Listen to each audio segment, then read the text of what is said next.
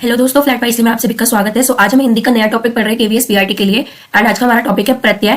Students, प्रत्यय वो होते हैं जो कि हम शब्द के अंत में लगाकर कोई नया शब्द बनाते हैं, उसे हम प्रत्यय कहते हैं। इसकी प्रॉपर डेफिनेशन देखते हैं। जो शब्दांश किसी शब्द के बाद लगकर उसके अर्थ को बदल देते हैं और नए अर्थ का बोध कराते हैं, उसे प्रत्यय कहते हैं। यानी कि शब्द के आखिर में लगते हैं, जुड़ जाते हैं उससे, और फिर जो नया शब्द बनता है उसका मतलब भी बदल जाता है, तो उसे हम प्रत्यय कहते हैं। हिंदी प्रत्यय के दो प्रकार होते हैं। हिंदी में जो प्रत्यय है ये दो प्रकार के हैं।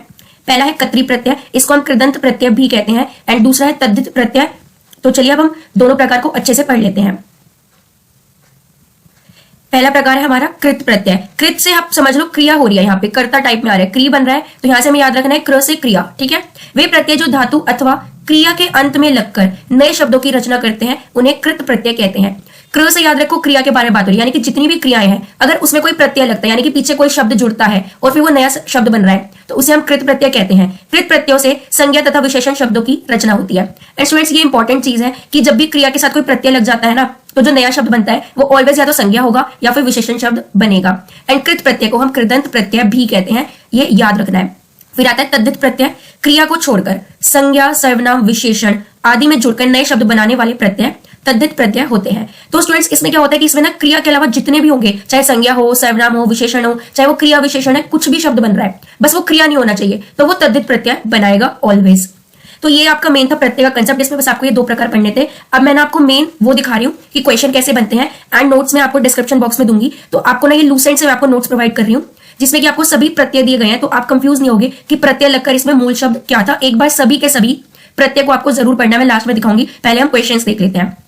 जैसे कि देखिए, यहाँ पे ये शब्द है अरुणिमा, शब्द में प्रत्यय है। अब आप इसमें देख रहे हो, अब इसमें ना हम कई बार सोचते हैं कि अरुणिमा में सिर्फ मां प्रत्यय है या कौन सा प्रत्यय है, या फिर रुणिमा अ के साथ रुणिमा लग गया, तो ये हम कंफ्यूज जाते हैं। तो इसमें ईमा प्रत्यय है, अरुण जमा ईमा, तो ये बन गया अरुणिमा।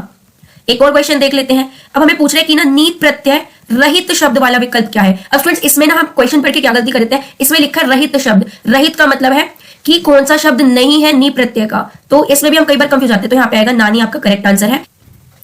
सो स्टूडेंट्स, ये है हमारे एग्जांपल्स कृत प्रत्यय के जितने भी हैं जो कि आपके एग्जाम में पूछे जाते हैं। जैसे कि अक्कड़ एक प्रत्यय है, तो घुमक्कड़, पियक्कड़, बुझक्कड़, भुलक्कड़, ये कुछ शब्द बन गए। फिर प्रत्यय देखिए आई, तो ये बन गया छवाई, धुलाई, पढ़ाई, सिलाई, इस टाइप के मिल गए आपको। तो यहाँ पे ना मैंने आपको प्रॉपर नोट्स में भी ये दिए हुए हैं, एक बार जाओ एंड इनको प्रॉपर पढ़ना है, एक भी नहीं छोड़ना, बिकॉज एक भी छोड़ा ना और फिर इधर उधर से कुछ आ गया और फिर तो मूल शब्द नहीं बता पाए, या तो मैं समझ नहीं आया कि कौन सा प्रत्यय लगा है, तो दिक्कत हो जाएगी। अब देखिए, यहाँ पे आयत है, तो ये बन गया अपनायत, बहुतायत, ये सब आपको पता होने चाहिए। मैंने प्रॉपर आपको नोट्स डिस्क्रिप्शन बॉक्स में दिया हुआ है, टेलीग्राम चैनल का लिंक, उधर जाओ एंड देख लो।